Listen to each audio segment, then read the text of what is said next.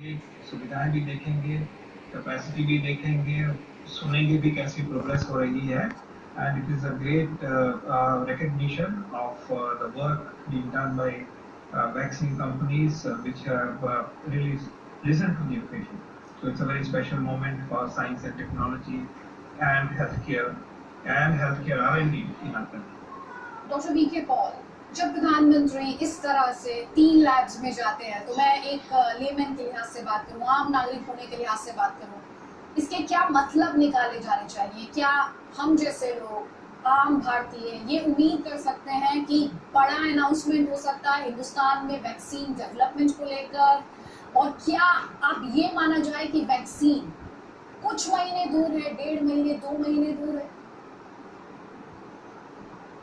इस मौके को हमें इस तरह से लेना चाहिए कि पेंडेमिक की लड़ाई में, कोविड-19 की पेंडेमिक की लड़ाई में जो फाइनल फ्रंटियर है वो science, research and development and vaccine development से लड़ी जाएगी, ये क्लियर है।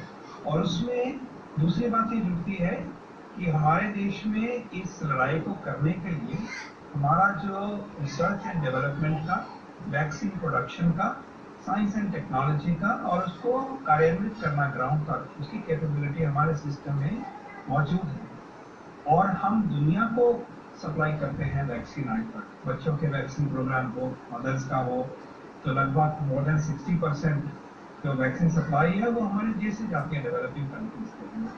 तो उसी कड़ी में एक बहुत तेज गति से कोविड-19 के वैक्सीन को डेवलप करना, उनका स्टॉक पाइल बनाना, ये भूमिका जो है देश की, ये एक अचीवमेंट है। तो उनके जाने से इस काम में जो लगे हैं उनकी रिकग्निशन होती है।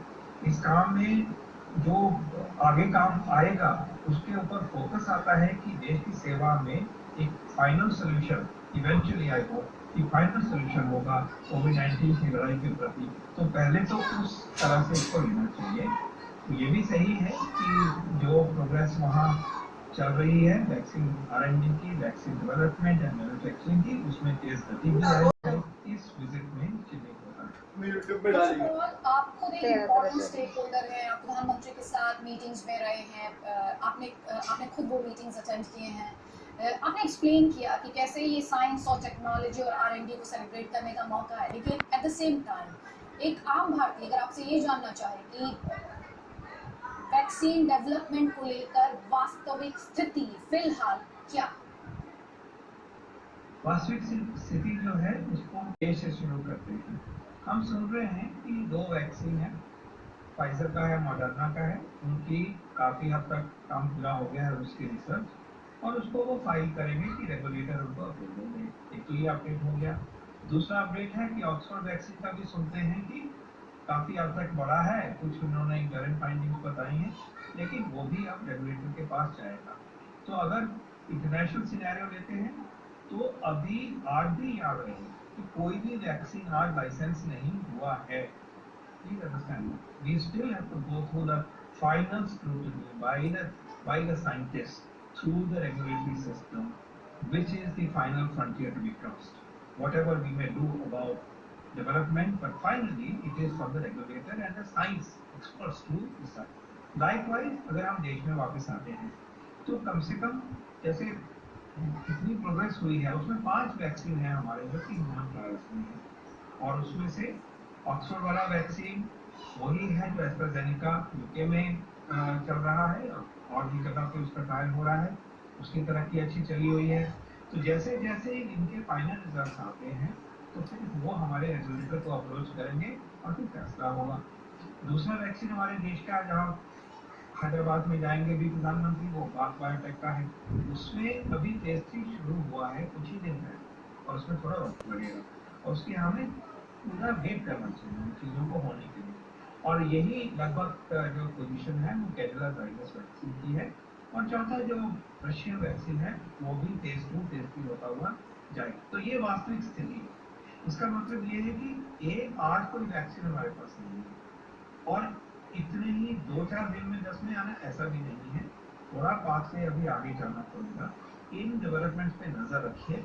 उम्मीद बहुत है, ऑप्टिमिज्म बहुत है, जैसा जैसा भी समझ आ रहा है, जो भी डेटा अवेलेबल बताया जा रहा है पब्लिक डोमेन में, लेकिन सच्चाई तब सामने आएगी, फैसला तब सामने आएगा जब साइंटिफिक स्क्रूटनी के बाद एक लाइसेंशियर मिलेगा। हम उस दिन का इंतजार करेंगे और उम्मीद करेंगे कि वो दिन भारत के वैक्सीन के लिए मोंट साहब और क्या आवाज भी है।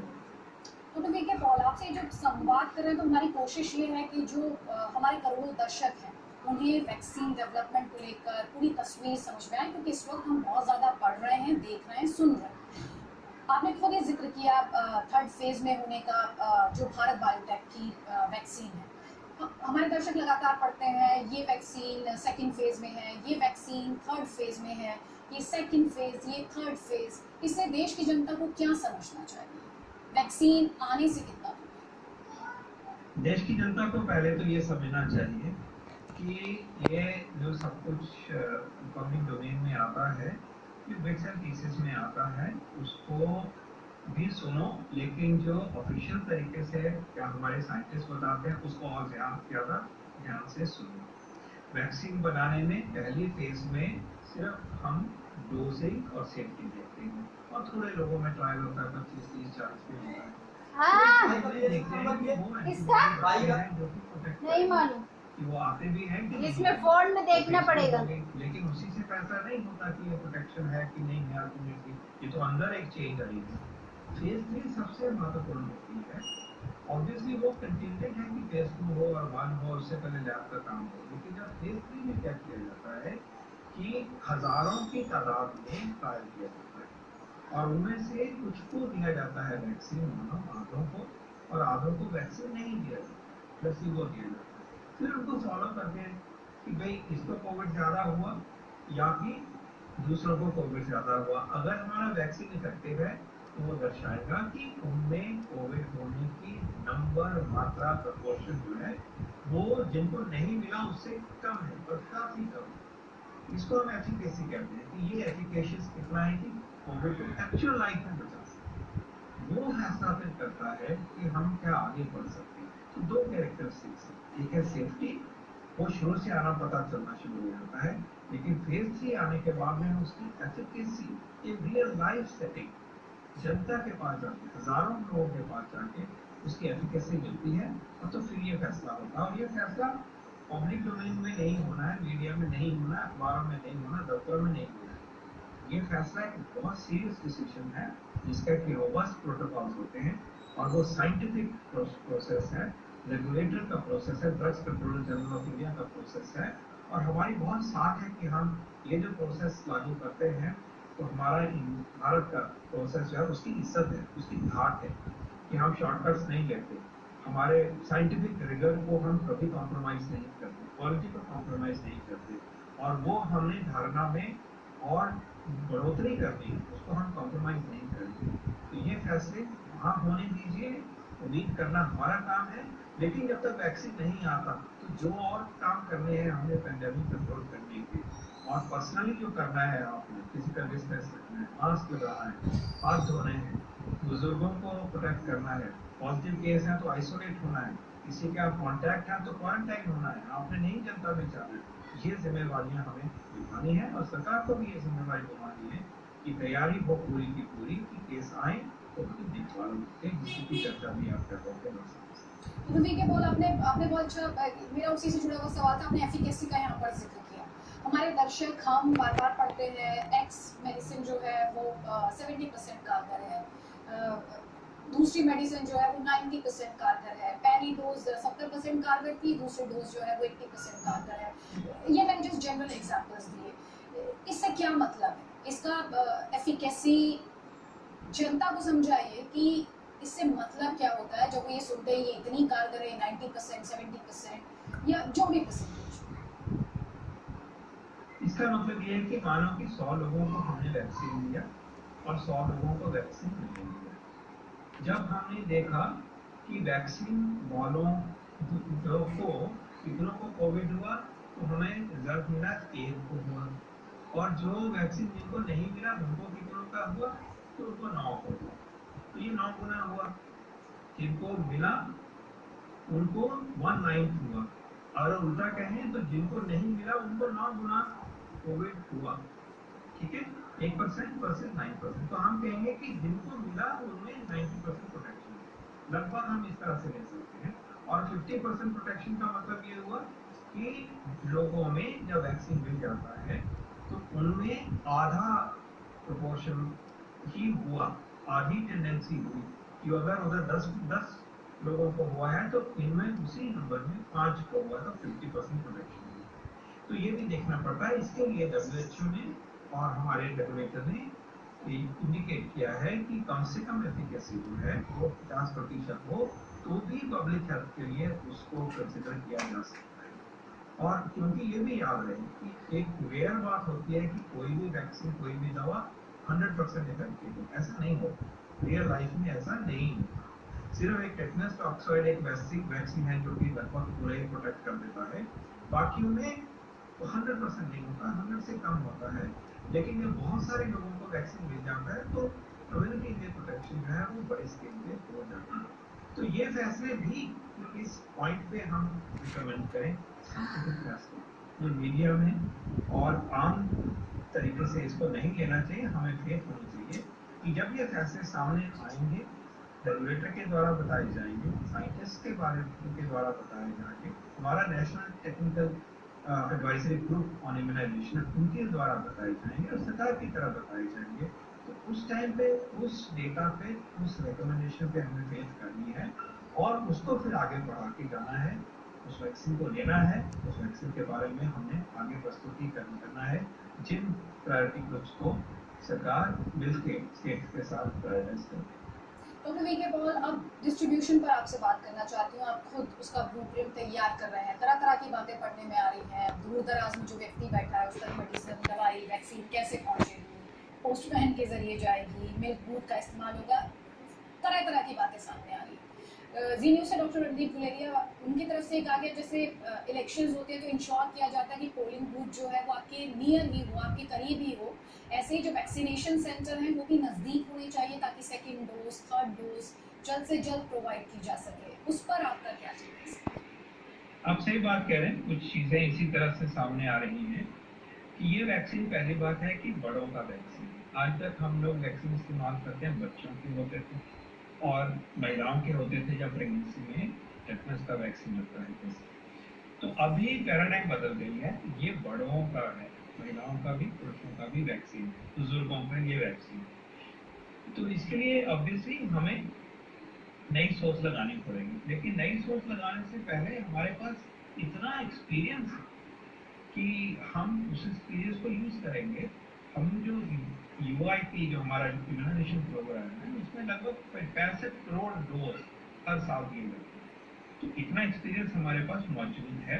हमें मालूम है कि कोल्ड चेन को नीचे तक लेके कैसे संभव करना है, कम्युनिटी में टीके लगते हुए। तो ऐसा नहीं है कि बिल्कुल हम जीरो से शुरू करें। हाँ, ये बड़े तौर पे होगा, उससे ज़्यादा होगा, पर हमने बाकी जो सर्विसेज हैं उसको कॉम्प्रोमाइज़ नहीं करना है। इसलिए हमारी कैपेसिटी और हमारे ह्यूमन रिसोर्सेज इससे ज़्यादा होंगे, काफ़ी ज़्यादा होंगे। लेकिन ये बात भी सही है कि हम इसके लिए डिजिटल प्लेटफॉर्म यूज़ करेंगे। उसका नाम है कोविन। कोविड को विन करना है, उस नाम पे डिजिटल प्लेटफॉर्म बनाया गया है, जिससे कि व्यक्तियों को जब वैक्सीन लगेगा तो उनको सूचित किया जाएगा SMS के द्वारा, नहीं तो वर्ड ऑफ माउथ से बताया जाएगा कि आपने किस दिन कहाँ पे टीका लगाने के लिए आना है। तो ये व्यवस्था सुनिश्चित की जाएगी टेक्नोलॉजी के जरिए से, बेस्ड ऑन एक्सपीरियंस, कि आप इस दिन यहाँ पे आइए, इस फैसिलिटी पे आइए, सब सेंटर पे आइए, AC में, या फिर एक कम्युनिटी में बूथ लगा है इलेक्शन बूथ की तरह, आप उस दिन वहाँ आइए, सोशल डिस्टेंस मेंटेन होकर क्यू लगेगा और आपको चिन्हित किया जाएगा, आपको टीका लगेगा और आपको एक सर्टिफिकेट मिलेगा। फिर कहा जाएगा कि 4 हफ्ते बाद आपने फिर इस जगह पे आना है, क्योंकि लगता है कि जितने वैक्सीन हमें दिखाई दे रहे हैं वो 2 डोज लगे, लगभग 28 दिन या 1 महीने के अंतराल पर। तो ये भी इस तरह से बताया जाए। लेकिन अगर आप इस चीज़ को सोचें कि माइक्रो लेवल पे इस चीज़ को संभव करना कोई इम्पॉसिबल नहीं है, क्योंकि अगर हम सोचते हैं कि 10,000 में से अगर हमने 20,000 लोगों को देना है, 20% को देना है या 10% लोगों को देना है शुरुआती दौर में या एक वेव में, तो फिर नंबर जो है वो फाइनाइट हो जाता है कि भाई एक ही जगह पे आएंगे तो एक दिन में 100 टीके लगेंगे, उनको बांट देंगे कि आप इतने टाइम के बीच में आएंगे, अगली इस तरह से आइए। और उसको सुनिश्चित करने के लिए हम एनसीसी के वॉलंटियर से मदद लेंगे, एनएसएस के वॉलंटियर से मदद लेंगे, हम पंचायती राज इंस्टीट्यूशन के साथ बैठेंगे और एनजीओ के साथ जुड़ेंगे, और इसके अलावा आपको स्टाफ भी होगा, वैक्सीनेटर्स भी होंगे और डेटा को जो हैंडल करेंगे वो भी। तो इसकी जो बॉटम अप थिंकिंग है वो रूपरेखा हमारे सामने है बेस्ड ऑन एक्सपीरियंस। बाकी इसको जोड़ना और प्लानिंग करना वो भी उसके प्रिंसिपल्स एंड रूल्स जो है वो बन गए हैं। लेकिन आप याद रखें कि ये डिटेल की बातें इसके बियॉन्ड तभी कर पाएंगे जब हमें मालूम होगा कि इतना वैक्सीन हमें अगले इतने महीनों तक उपलब्ध होगा। वो रेगुलेटर की प्रायर परमिशन और क्लियरेंस और लाइसेंसर के बेस के ऊपर है। तो उसको सामने रख के हमें डिफरेंट सिनेरियोज को सामने रख के व्यवस्था जो है वो की जा रही है स्टेट गवर्नमेंट के साथ मिलकर। तो वीके पॉल, वैक्सीन को लेकर एक शॉर्ट टर्म साइड इफेक्ट्स की बात की जा रही है, एक लॉन्ग टर्म साइड इफेक्ट्स की बात की जा रही है। मैं जानती हूँ वैक्सीन डेवलपमेंट स्टेज में है आप, और हमने काफ़ी इसमें डिटेल में बात भी की है, लेकिन इस पॉइंट पर जो उसके लॉन्ग टर्म साइड इफेक्ट्स हैं, क्या उन्हें फोर्सी किया जा सकता है? How can you ensure that there are no long-term side effects when a vaccine comes to the market? जब भी एक नया वैक्सीन मार्केट में आता है, जब भी पास्ट में आया, वो उस रिसर्च के बेस के ऊपर है जिसमें कि एक रीजनेबल पीरियड का फॉलोअप होता है।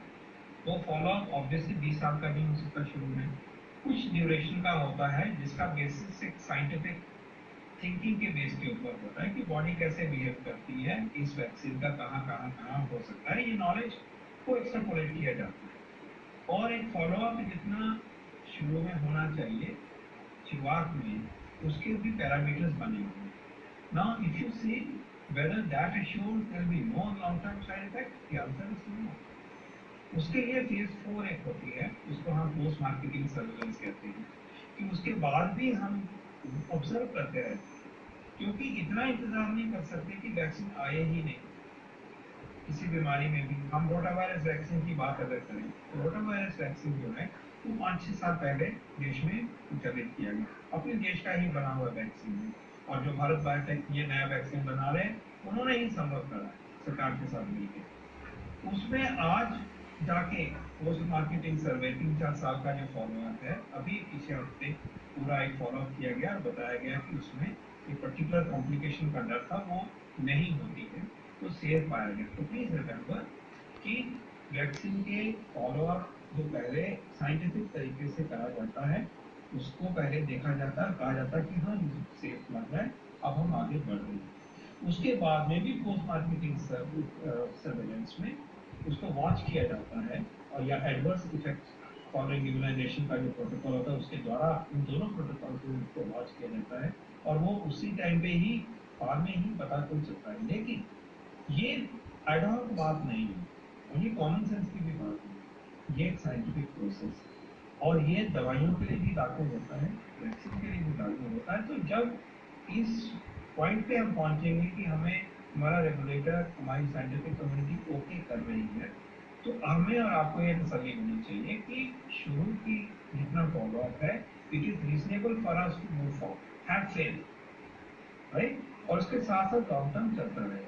लेकिन ये जरूर हमें रखना पड़ेगा कि किसी भी वैक्सीन में बॉडी के अंदर एक बाहर का एंटीजन जाता है तो रिएक्शन होते हैं, माइल्ड भी होते हैं, दर्द भी होती है, फीवर होता है, बहुत कॉमन है ये चीज़, राइट। बच्चों को भी, बच्चे रोते हैं जब उनको टीका लगता है, शाम को उनको दर्द होती है, लेकिन इसका मतलब ये नहीं है कि हमने उससे पीछे हट जाना है। तो जब ये एक आपके सामने लाया जाएगा कि ये सेफ एंड इफेक्टिव वैक्सीन है, तो parameter safe as much as we know as per protocol, effective, इन दोनों को लाने के बाद में जब लाया जाएगा लाइसेंस होने के बाद में, तो हमें रीजनेबल, वेरी रीजनेबल और साइंटिफिकली वैलिड रोबस्ट रीजनेबलनेस के साथ कहेंगे कि सेफ। लेकिन फ्यूचर बताएगा कि कोई रेयर साइड इफेक्ट, कोई लेट आने वाला साइड इफेक्ट है वो आएगा या नहीं आएगा। लेकिन ये भी साफ किया जाएगा कि इसकी प्लॉजिबिलिटी जो है based on biology, based on behaviour of similar antigen, इतनी लो होगी कि हमें कंफर्ट हो जाए। डॉक्टर वीके पॉल, बहुत बहुत शुक्रिया, आपने वक्त निकाला है और हम तो इस वक्त यही दुआ करेंगे कोविड